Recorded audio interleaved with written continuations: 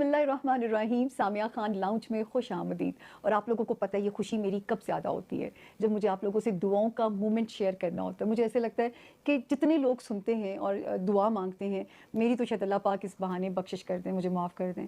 यकीन जानिए इस बार से मैंने, हालांकि ज़िंदगी ने बारहा मौका दिया, अल्लाह पाक ने अपने घर की ज़ियारत कराई, बल्कि माशाल्लाह माशाल्लाह रोज़े रसूल के तो मुझे बड़ी एक रॉयल के साथ मेरी ज़ियारत का मौका भी मुझे ज़िंदगी ने दिया। सूडान के किंग थे मेरे साथ, एक रॉयल फैमिली थी, मदीना के तीनों मस्जिद के बड़े इमाम थे।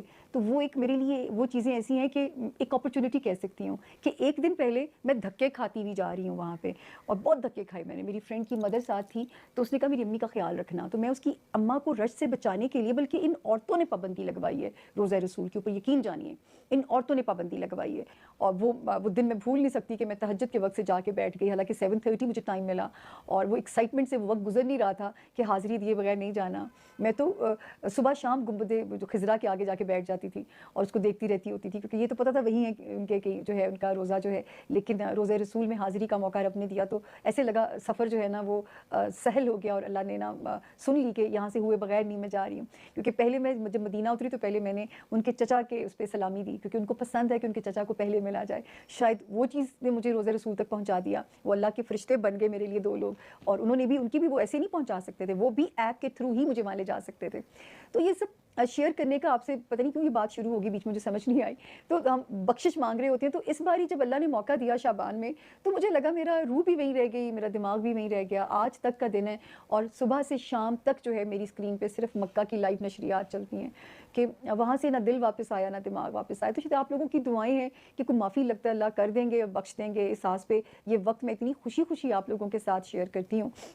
ये टाइम जो इस बारी है, ये नए ज्वाइन करने वालों को क्योंकि बताना पड़ता है कि इसकी हिकमत क्या है, ताकि वो शिर्क के ज़ुमरे में ना ले जाएं कि एक एस्ट्रोलॉजर कैसे बता सकता है दुआओं का वक्त। एक एस्ट्रोलॉजर ही तो बता सकता है, क्योंकि इसको सातों का इल्म भी हम सीखते हैं।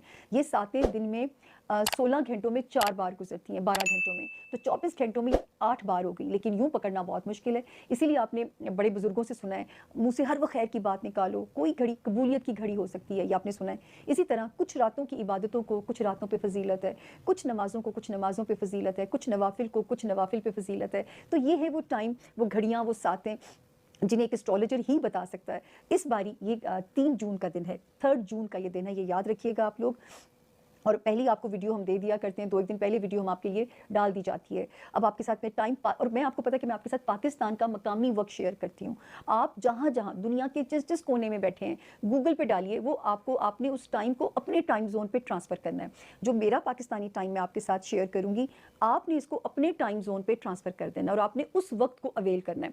तो पाकिस्तान में तो एक आइडियल टाइम है, लेकिन आइडियल टाइम वो उन खवातीन के लिए जो घरों पर होती हैं, तो ये ऑलमोस्ट जोहर का वक्त है इस बारी। तो ये 3 जून है, और टाइम इसका मैं आप लोगों के साथ शेयर करती हूँ। पाकिस्तान का मकामी वक्त मैं शेयर करूँगी।